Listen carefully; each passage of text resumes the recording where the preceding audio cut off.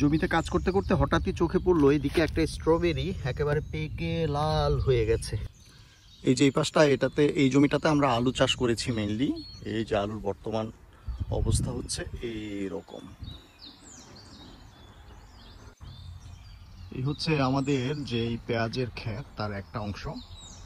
এই যে পুরো জমিটা জুড়ে আমরা পেঁয়াজ করেছি। আর একটু দূরে যদি দেখি এই পাশটাতেও এই যে পেঁয়াজের গাছগুলো আছে। তো এটা হচ্ছে একটা জমি আমাদের, ঠিক এইদিকে এই একটা ব্লক পরে এরপরে ওইদিকে আরেকটা জমি আছে, সেখানেও আমরা প্রচুর পেঁয়াজের চাষ করেছি। যে দিকটাতে মাচা করা আছে এগুলো বেসিক্যালি বাংলাদেশি যে সবজি আমরা চাষ করি, লাউ, চিচিঙ্গা, ঝিঙ্গা, ধুন্দুল, এই ধরনের অনেক সবজি হয়, বরবটি হয়, সেগুলোর জন্য এই মাচাগুলো তৈরি করা হয়েছে। এখানে ছোট ছোট ছোট ছোট লাল লাল যে চারাগুলো দেখা যাচ্ছে এটা হচ্ছে লাল শাক। লাল শাকের একটা অংশ এই পাশে করা হয়েছে। এই হচ্ছে আমাদের আলু ক্ষেতটা। খুব সুন্দর সুন্দর গাছ হয়েছে, আশা করি আলুর ফলনও খুব ভালো হবে। গত বছর আমরা 30 কেজির মতো আলু পেয়েছিলাম, বাট এবারে যেহেতু একটু বড় জায়গায় করা হয়েছে, আশা করি আরো অনেক বেশি আলু আমরা এখান থেকে তুলতে পারবো। এই যে আলু গাছের মধ্যে সুন্দর ফুল এসেছে, এটা হচ্ছে গোলা আলুর ফুল। গাছের চেহারা দেখে বুঝতে পারছেন মূলত দুই ধরনের আলুর চাষ করা হয়েছে এখানে। এখানকার পাতাগুলো একটু চিকন চিকন। এই যে এক চাচা, উনিও এখানে চাষ করেন। তো এগুলো হচ্ছে জাপানিজ আলু আর এগুলো হচ্ছে আমাদের দেশি আলু। এদিকটাতে কয়েকটা ফুলকপির চারা লাগিয়ে দেওয়া হয়েছে। এই যে আমাদের পেঁয়াজ গাছের গোড়াগুলো যদি দেখি, এই যে পেঁয়াজগুলো উকি দিচ্ছে, মোটামুটি বড় হয়ে গেছে। আমরা আর 1 থেকে 2 সপ্তাহের মধ্যে এই পেঁয়াজগুলো তুলতে পারবো আশা করি। এই যে এদিকটাতেও যদি দেখি, কিছু কিছু পেঁয়াজ কিন্তু বেশ ভালোই বড় হয়ে গেছে। এগুলোকে নেক্সট উইক বা তারপরের উইকে তোলা যাবে বলে মনে হয়। এই যে এখানে 2টা পেঁয়াজ একসাথে। এই দিকটাতে হচ্ছে আমাদের সামার ভেজিটেবলের চারাগুলো উৎপাদন করা হয়েছে। এখানে লাউ গাছ থেকে শুরু করে সামারে যে ভেজিটেবলগুলো হয় সেগুলো সব এখানে আছে। এই চারাগুলোকে আমরা আস্তে আস্তে এদিকে শিফট করব। পেঁয়াজগুলো 1-2 সপ্তাহের মধ্যে উঠে যাবে, তারপরে আমরা এদিকে শিফট করে ফেলবো। এই দিকটাতে আমরা দেশীয় ধনেপাতা লাগিয়েছি। জাপানি ধনেপাতার অনেক দাম, বিশেষ করে 5-6টা গাছই 2 থেকে 250 ইয়েনে বিক্রি করা হয়। সেই হিসাবে আমরা কয়েক হাজার টাকার ধনেপাতা এক একজন অলরেডি খাওয়া হয়ে গেছে। আর এই জায়গাটাতে আমরা মূলা শাক লাগিয়েছি। মূলা শাক এই যে অনেকগুলো খাওয়া হয়ে গেছে আর একটুখানি রয়েছে।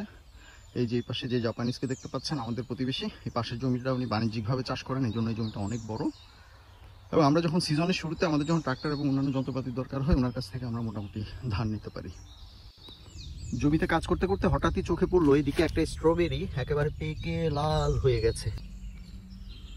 ওয়াও, কালারটা দেখেন কি সুন্দর লাগছে। এটাকে আমি এখন খাবো।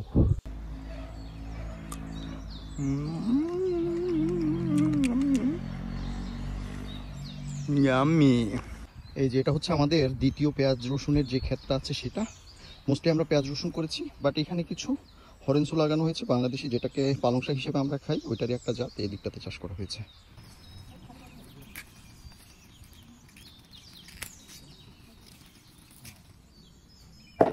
এই যে এই দিকটাতেও পেঁয়াজগুলো দেখা যাচ্ছে অনেক বড় হয়েছে মাশাআল্লাহ। কিন্তু আমি এখন যেটা করছি সেটা হচ্ছে মটরশুঁটিগুলো তুলছি, যেগুলো একটু বড় হয়েছে সেগুলো তুলে ফেলছি।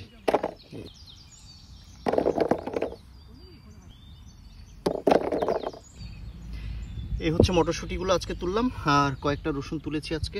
এই যে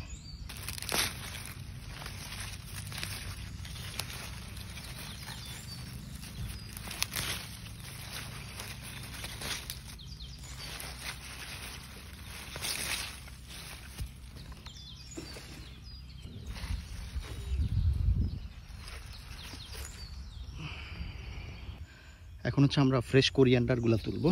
এই যে ধনেপাতা, একেবারে দেশি ধনেপাতা, যেটা স্বাদ এবং গ্রাম দেশি ধনেপাতা। এই হচ্ছে টোটাল যে আমরা হারভেস্টিং করলাম আজকে, সেগুলো, এই ফসলগুলো আজকে আমি জমি থেকে তুলেছি। জাপানে আমাদের কৃষিকাজ দেখার পরে আপনার যদি কোনো কমেন্ট থাকে সেটা আমাদেরকে কমেন্ট সেকশনে জানাতে পারেন। ধন্যবাদ সবাইকে।